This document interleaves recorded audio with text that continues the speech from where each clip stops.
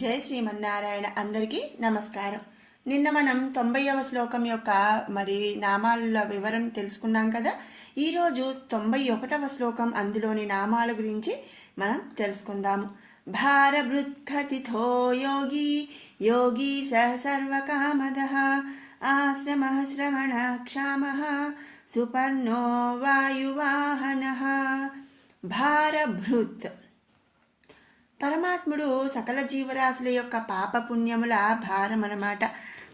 సృష్టి స్థితి లయల భారమును సర్వకాల సర్వావస్థలందు రక్షణ పోషణ భారమును వహించేవాడు శ్రీమన్నారాయణుడు. సకల జీవరాశుల యొక్క పాపపుణ్యాల భారం అంటే ఏంటి అండి? వాళ్ళు చేసిన పాపాలు వాళ్ళు చేసిన పుణ్యాలు అని కాదు.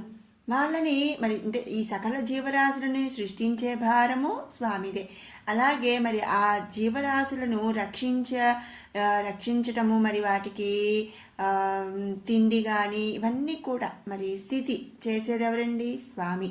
అలాగే వారి యొక్క ఆ జీవరాశుల యొక్క పాపపుణ్యాలని బట్టి వాళ్ళని లయం చేసే భారం కూడా స్వామి వారిది అనమాట.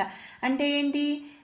సర్వకాల సర్వావస్థలందు అంటే ఏ టైంలో అయినా సరే ఏ సమయంలో అయినా సరే ఆ సకల జీవరాశుల యొక్క రక్షణ కానీ పోషణ కానీ భారము అంటే రక్షణ పోషణ భారమును వహించేవాడు. అంటే మనం చెప్తూ ఉంటాం వాళ్ళ యొక్క రెస్పాన్సిబిలిటీ నాది. అంటే వాళ్ళు తప్పు చేసినా ఆ తప్పు యొక్క రెస్పాన్సిబిలిటీ నేను తీసుకుంటాను, మంచి చేసిన ఆ రెస్పాన్సిబిలిటీ నాది. వాళ్ళు ఏం చేసినా కూడా ఆ రెస్పాన్సిబిలిటీ నాదండి.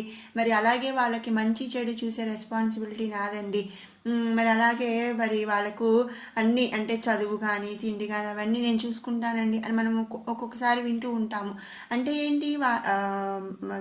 అలాగే ఇక్కడ స్వామి ఏంటండి? సకల జీవరాశులు మనుషులు కానీ దేవతలు కానీ జంతువులు క్రిమి కీటకాలు ఇలా అన్ని చరములు అచరములు అన్నిటి యొక్క రక్షణ పోషణ అనేది వాటి యొక్క భారము స్వామి తీసుకున్నాడనమాట, అంటే వహిస్తాడనమాట. కనుక స్వామిని భారభృత్ అనే నామంతో మనం స్తుతించుకుంటున్నాము. తర్వాత నామం కథితః. కథితః వేదాలు ఉపనిషత్తులు శృతుల అందు ఏదైతే అంటే వేదాల్లో కానీ ఉపనిషత్తుల్లో కానీ పరమాత్మ రూపము అని చెప్పి ఏదైతే వర్ణించబడినదో అటువంటి లక్షణములన్నీ కూడా కలిగి ఉన్నటువంటి వాడు శ్రీమన్నారాయణుడు అనమాట. అంటే వాటిల్లో ఏ విధంగా అయితే చెప్పారో అదే విధమైనటువంటి లక్షణాలన్నీ కూడా స్వామి కలిగి ఉన్నవాడు. కనుకనే పరమపదమ స్థానమైన శ్రీమన్నారాయణుడు కథిత అని చెప్పబడుతున్నాడు. తర్వాత నామం యోగి. ఘటన సమర్థుడైనటువంటి వాడే యోగి. అంటే ఏంటి? ఏ టైంలో అయినా సరే దానికి తగినట్టుగా ఉండగలిగినటువంటి సమర్థత కలిగినటువంటి వాడనమాట. అతడిని పరమేశ్వరుని నందు లీనము చేయనది జ్ఞానము. అజ్ఞాన స్వరూపుడైన పరమాత్ముడే యోగుల అందు సమర్థుడు ఉత్తముడు. అంటే ఏంటి అంటే సర్వం అంటే పూర్తి జ్ఞానము కలిగినటువంటి వాడిని యోగి అంటారు. మనం ఇప్పుడు చూస్తుంటాం యోగులు అంటే ఎవరండి? ఘటన సముద్రులు అనమాట. అంటే వాళ్ళకి తెలియని విషయం అంటూ లేదు. వాళ్ళు ఏ టైంలో అయినా ఎలాంటి సిచ్యువేషన్లో అయినా కూడా దాన్ని ఫేస్ చేయగలిగేటువంటి సమర్థత కలిగినటువంటి వాళ్ళు. ఇక పరమేశ్వరుడు తనలో లీనము చేయనది ఏంటిదండి? జ్ఞానము. అంటే మనము ఒక మోక్షం మనకి ముందు నామంలో చెప్పుకున్నాము. ఫైనల్ డెస్టినేషన్ ఏంటండి? మోక్షం కలగటం. మోక్షం కలగాలంటే ఎక్కడికి రీచ్ అవ్వాలంటే పరమాత్ముడిని రీచ్ అవ్వాలి. ఈ పరమాత్ముడిని రీచ్ అవ్వాలి మనకు కావాల్సింది మోక్షము అని తెలుసుకునేదానికి కావాల్సింది ఏంటండి? జ్ఞానము. ఆ జ్ఞానము లీనం అంటే మనల్ని పరమేశ్వరునిలో అంటే పరమాత్మలో లీనం చేస్తుందన్నమాట. ఆ జ్ఞాన స్వరూపుడే పరమాత్ముడు అనమాట. అట్లాంటి జ్ఞానము కలిగినటువంటి ఆ జ్ఞానానికి ఒక స్వరూపం అనేది ఉంటే ఆ జ్ఞాన స్వరూపుడు ఎవరండి? శ్రీమన్నారాయణుడు. కాబట్టి అసలు మోక్షానికి కావలసినటువంటి జ్ఞానం, పరమానందం, బ్రహ్మానందం ఇవన్నీ కూడా మరి అవన్నిటికీ ఒక స్వరూపం అనేది ఉంటే ఆ రూపమే ఎవరండి? పరమాత్ముడు. కాబట్టి యోగుల అందు సమర్థుడు, ఉత్తముడు ఎవరండి? శ్రీమన్నారాయణుడు అనమాట.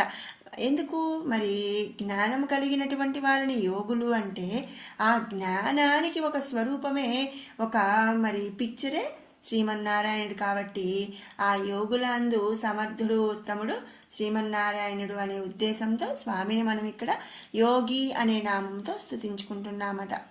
తర్వాత నామం యోగీశః. ఆత్మతత్వమును తెలియక యోగము నెరవేర్చువారు యోగ భ్రష్టులవుతారు. అంటే ఏంటి?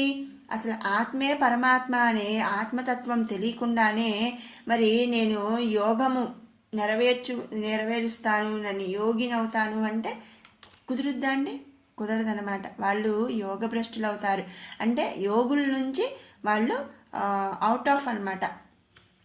ఎట్లా? ఇప్పుడు నేను మంచిగా బిహేవ్ చేస్తే నన్ను మంచి వాళ్ళ జాబితాలో చేరుస్తారు, కానీ నేను మంచి పనులు ఏమీ చేయకుండా నేను మంచి వాళ్ళ లిస్టులో నేను యాడ్ అవుతాను అంటే మరి యాడ్ చేస్తారా అండి? యాడ్ చేయరు కదా.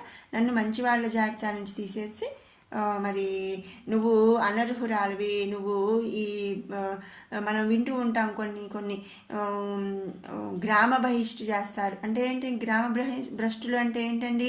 వాళ్ళు ఏమైనా చేయరాని తప్పులు ఏమైనా చేసినా మరి వాళ్ళు ఆ ఊరికి మరి అక్కడ హార్మోని అనేది స్పాయిల్ చేస్తున్నారు అన్నప్పుడు ఈ గ్రామంలో నువ్వు ఉండడానికి వీల్లేదు, నువ్వు ఈ గ్రామానికి మరి తగుడువి కాదు అని చెప్పి గ్రామ భ్రష్టు చేశాము అని అంటూ ఉంటారు.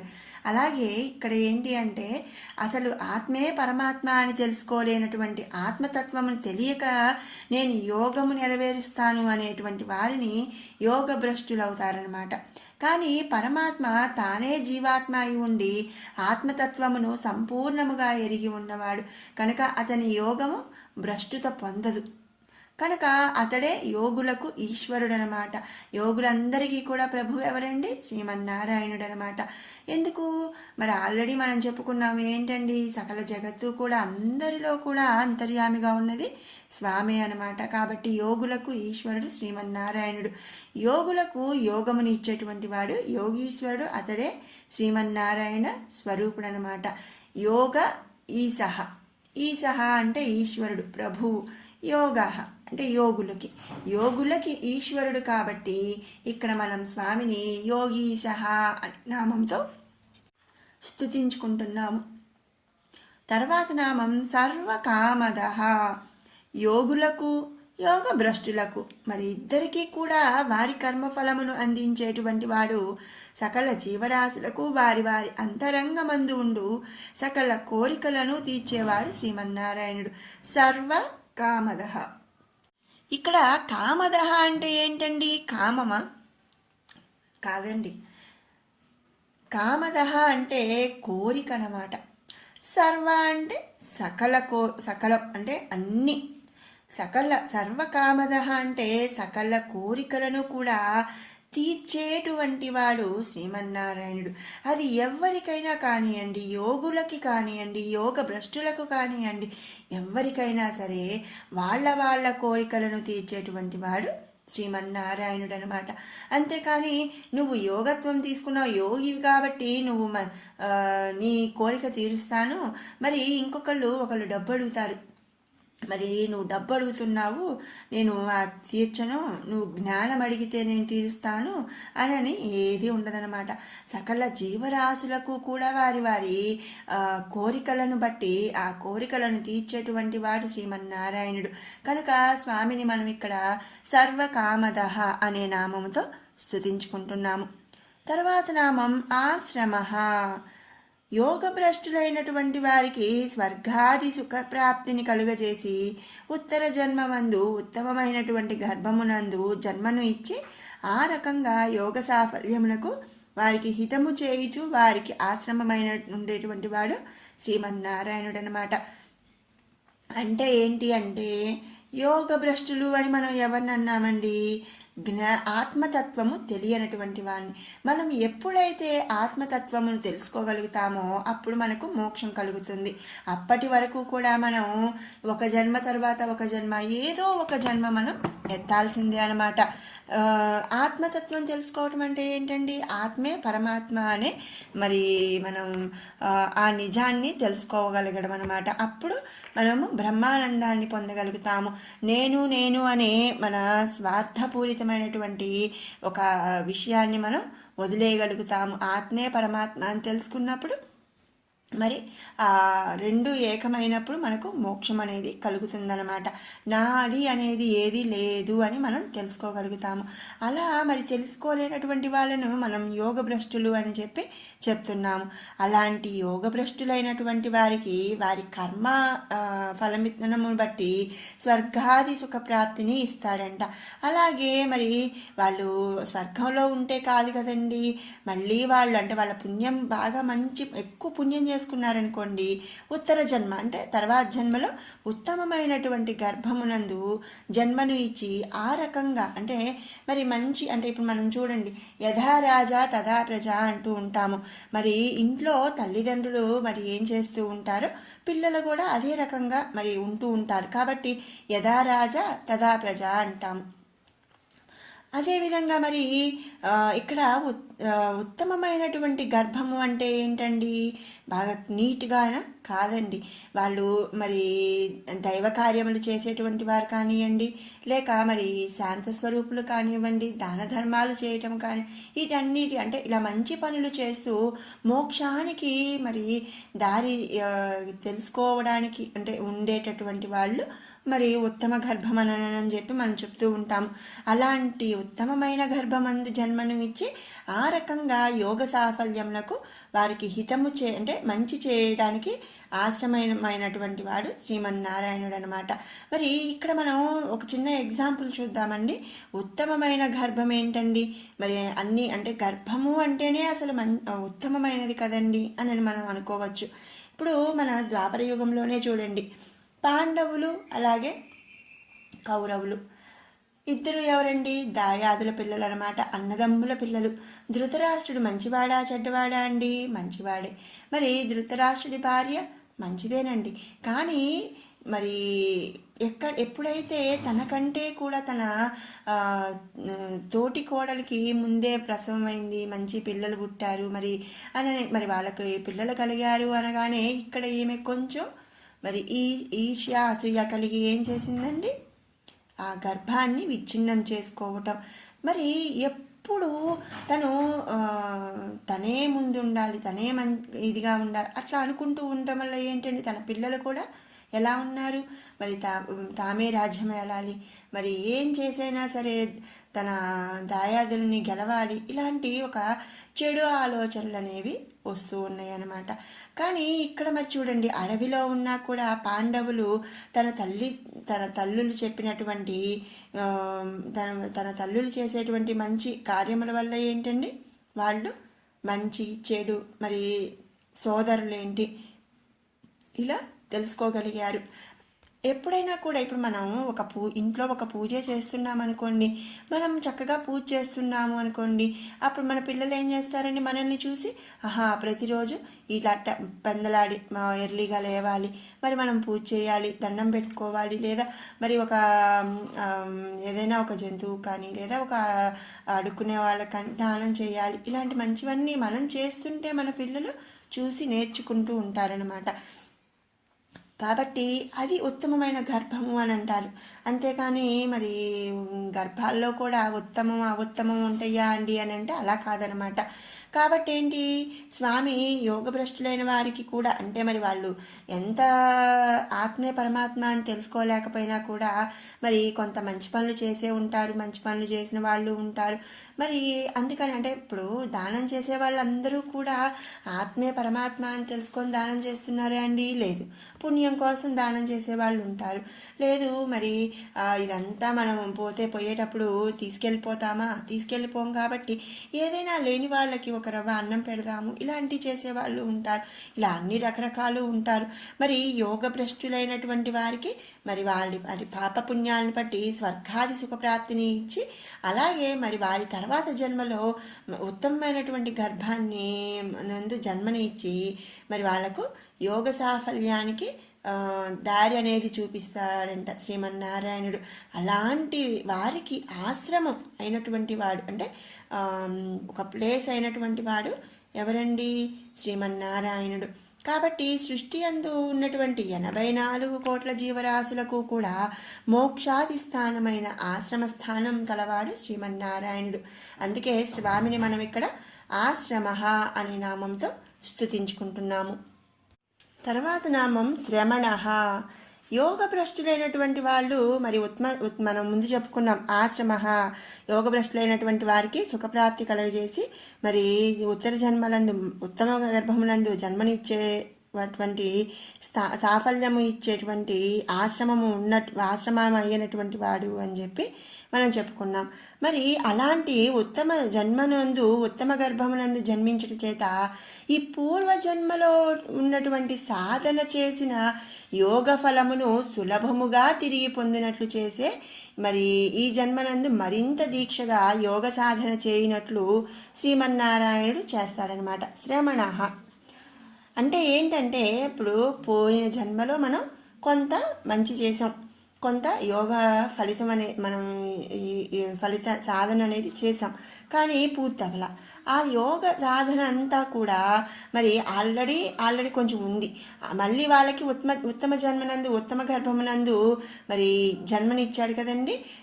ఆ జన్మలో పూర్వజన్మలో చేసినటువంటి ఈ యోగ సాధన ఫలితం అంతా కూడా సులభంగా మళ్ళీ తిరిగి పొందొచ్చు అన్నమాట.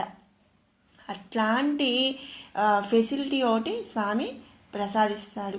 అందుకనే మరి అలా మరింత దీక్షగా సాధన చేయగలిగే కెపాసిటీ ఇస్తాడనమాట. అందుకనే స్వామిని ఇక్కడ శ్రమణ అనే నామంతో స్తుతించుకుంటున్నాము. తర్వాత నామం క్షామ.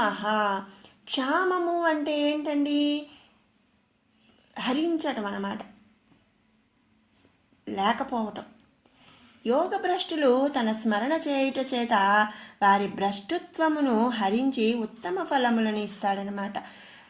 ఏంటంటే వాళ్ళు మనం యోగ భ్రష్టులు అంటే ఎవరో చెప్పుకున్నాము. మళ్ళీ వాళ్ళకు శ్రీమన్నారాయణుడు ఎలాంటి ఆశ్రమాన్ని కలిగిస్తాడో తెలుసుకున్నాం. అలాగే వాళ్ళకి ఎలాంటి ఫెసిలిటీస్ కలిగిస్తాడో తెలుసుకున్నాం. మరి అదేవిధంగా వాళ్ళు మరి అంటే ఫుల్ కాన్సన్ట్రేషన్ రావాలి అంటే మరి స్వామి స్మరణ చేయాలన్నమాట. అలాంటి యోగ భ్రష్టులు తన స్మరణ ఒక్క శ్రీమన్నారాయణ అన్నంతనే వారి భ్రష్టుత్వాన్నంతా కూడా హరించేసి అంటే తీసేసి వాళ్ళకు ఉత్తమ ఫలితాలను ఇస్తాడు శ్రీమన్నారాయణుడు. వాటన్నిటిని కూడా హరించేవాడు కాబట్టి క్షామ అనే నామంతో మనం ఇక్కడ స్తుతించుకున్నాము. మరి మనం కార్తీక పురాణంలో ఒక కథ వింటూ ఉంటాము. ఏంటి అంటే, ఒక రాజుగారు, ఒక బ్రాహ్మణుడు అనమాట. ఆయన ఏ మంచి పనులు చేయడు. మరి ఆయన వేరే కులస్తురాలతో మరి సంగమించటం, పెళ్లి చేసుకోవటం, మరి పిల్లాడిని కంటం, ఆ పిల్లాడికి నారాయణ అనే పేరు పెట్టడం. ఇక ఆ బ్రాహ్మణుడు మరి ఆఖరి రోజుల్లో మరి యమభటులు కనిపించటం, ఆ యమభటులు కనిపించినప్పుడు భయంతో నారాయణ నారాయణ అని తన కొడుకుని పిలవటం. ఇక నారాయణ అనే పేరు పిలిచిన మరి యమభటుల ముందు విష్ణు భటులు రావటం, విష్ణుదూతలు. మరి ఆయన అసలు ఏ పుణ్యమో చేయలేదు కదండి, కానీ ఆఖరి నిమిషాలు తన కొడుకునే పిలిచినా కూడా నారాయణ అనే పేరు పిలవటంతో తనకి విష్ణు దూతలు అనే వాళ్ళు ఆయన కోసం ఎలా అయితే వచ్చారో మరి అదేవిధంగా ఆ యోగ భ్రష్టులు అనే వాళ్ళు తన స్మరణ చేయడంతోనే వారి యొక్క తప్పులన్నీ కూడా తీసేస్తాడంట. వాళ్ళ యొక్క భ్రష్టుత్వాన్ని అంతా కూడా హరించేస్తాడంట. అలా హరించేసి వాళ్ళకి ఉత్తమ ఫలములను అందిస్తాడంట. కాబట్టి స్వామిని ఇక్కడ క్షామః అనే నామంతో స్తుతించుకుంటున్నాం. తర్వాత నామం సుపర్ణః. సుపర్ణః పరమాత్ముడు తనే లక్ష్యముగా ఆత్మజ్ఞానము చేత సాధన చేసేటువంటి యోగులను మోక్షఫలము చేత తన ధరికి చేర్చుకునేవాడు. అంటే ఏంటి? ఇక నాకు ఏమి వద్దు, నాకు పరమాత్మని చేరటమే నా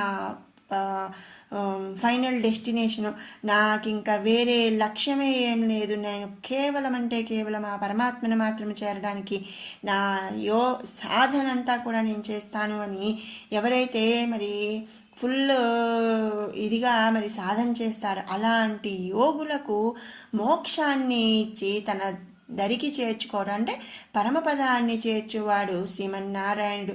అందుచేత సువర్ణుడు అని చెప్పి ఇక్కడ చెప్తున్నారు అన్నమాట. అలాగే సంసార వృక్షమందు వేదములనే సువర్ణ దళములను కలిగి ఉన్నటువంటి వాడు. మనం ఒక స్వామిని ఒక సంసార వృక్షముగా మనం పోలిస్తే ఆ సంసార వృక్షమందు వేదాలు అనే సువర్ణ దళములు అనమాట. మనకు సువర్ణం అంటే బంగారం అంటే మరి ఈ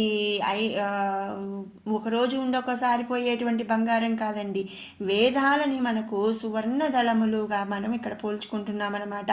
ఆ సువర్ణ దళములను వేదములనేటువంటి సువర్ణ దళములను కలిగి ఉన్నాడు కనుక ఆ స్వామిని సువర్ణుడు అనే నామముతో స్తుతించుకుంటున్నాము. తర్వాత నామం వాయువాహన. వాయు అంటే వాయువు, గాలి. వాహన అంటే వాహనం అన్నమాట. పరమాత్ముడు భ్రష్టులైన యోగులను జ్ఞానవంతుడైన గరుత్మంతుని చేత ఉద్ధరింపచేస్తాడు. గరుత్మంతుడు ఎవరండి? వాయువాహనుడు. అంటే వాయువాహనం అన్నమాట. అంటే గాలిలో ఎగరగలిగినటువంటి వాహనం అన్నమాట స్వామికి. తన భక్తులు మాయతో పాపములు చేసినట్లయితే వారి వద్దకు మనోవేగంతో చరించే గరుత్మంతుడిని పంపించి వారి యొక్క పాపమును నశింపజేసి వాళ్ళను ఉద్ధరిస్తాడు శ్రీమన్నారాయణుడు. అంటే మరి మనోవేగంతో అంటే కనురెప్ప పాటులో ఇక్కడి నుంచి ఇంకెక్కడో ఉండగలిగేటువంటి ఒక అతను ఎవరండి? గరుత్మంతుడు అనమాట. అంత మనోవేగంగా చలించగలిగేవాడు అనమాట. అంత వేగంగా వెళ్ళగలిగినటువంటి వాడు గరుత్మంతుడు. ఆ గరుత్మంతుడితో మరి వాళ్ళు చేసినటువంటి పాపమును నరసింపచేసి వాళ్ళని ఉద్ధరించేటువంటి వాడు కాబట్టి వాయువాహన అనే నామంతో మనం స్తుతించుకుంటున్నాము. ఇక్కడ మరొక విధంగా వాయువాహన, వాహనం కలిగినటువంటి వాడనమాట. గరుత్మంతుడు ఎవరండి? మనోవేగంతో చలించగలిగినటువంటి వాడు, అంటే గాలిలో ఎగరగలిగినటువంటి వాడు. అట్లాంటి వాహనము కలిగినటువంటి వాడు ఎవరండి? శ్రీమన్నారాయణుడు. వాయువాహనుడు కలిగినటువంటి వాడు కాబట్టి శ్రీమన్నారాయణుడిని ఇక్కడ మనం వాయువాహన అనే నామంతో స్తుతించుకుంటున్నాము. ఇది 91వ శ్లోకము, అందులోని నామాల యొక్క పూర్తి. ఇప్పుడు మనం 81 నుంచి 90వ శ్లోకం వరకు కూడా ఒక్కసారి పారాయణ చేసుకుందాము. తేజో వృషోద్యుతిధరః సర్వశస్త్రభృతాంబరః ప్రగ్రహ నిగ్రహో వ్యగ్రో నైకశృంగో గదాగ్రజః చతుర్మూర్తిశ్చతుర్బాహుః చతుర్వ్యూహశ్చతుర్గతిః చతురాత్మా చతుర్భావః చతుర్వేద వివేకపాత్ సమావర్తో నివృత్తాత్మా దుర్జయో దురధిక్రమః దుర్లభో దుర్గమో దుర్గో దురావాసో దురారిహ శుభాంగో లోకసారంగః సుతం తుస్తం తు వర్ధనః ఇంద్రకర్మా మహాకర్మా కృతకర్మా కృతాగమః ఉద్భవః సుందరః సుందో రత్ననాభః సులోచనః అర్కో వాజసనః శృంగి జయంతః సర్వవిజయీ సువర్ణబిందురక్షోభ్యః సర్వవాగీశ్వరేశ్వరः మహాహ్రదో మహాగర్తో మహాభూతో మహానిధిః కుముదః కుందర కుందః పర్జన్యః పావనోనిలః అమృతాసోమృతవపుః సర్వజ్ఞః సర్వతోముఖః సులభः సువ్రతः సిద్ధः శత్రుజిశ్చత్రుతాపనః న్యగ్రోధోదుంబరో స్వత్తః చాణూరాంధ్రనిషూదనः సహస్రార్చి సప్తజిహ్వः సస్తైధా సప్తవాహనः అమూర్తిరనఘో చింత్యో భయకృద్భయనాశనः अनुर्बृहत्कृशस्थूलो गुब्नबृहन्निर्गुणो महान् अद्रुतः स्वद्रुतः स्वास्यः प्राग्वंसो वंशवर्धनः।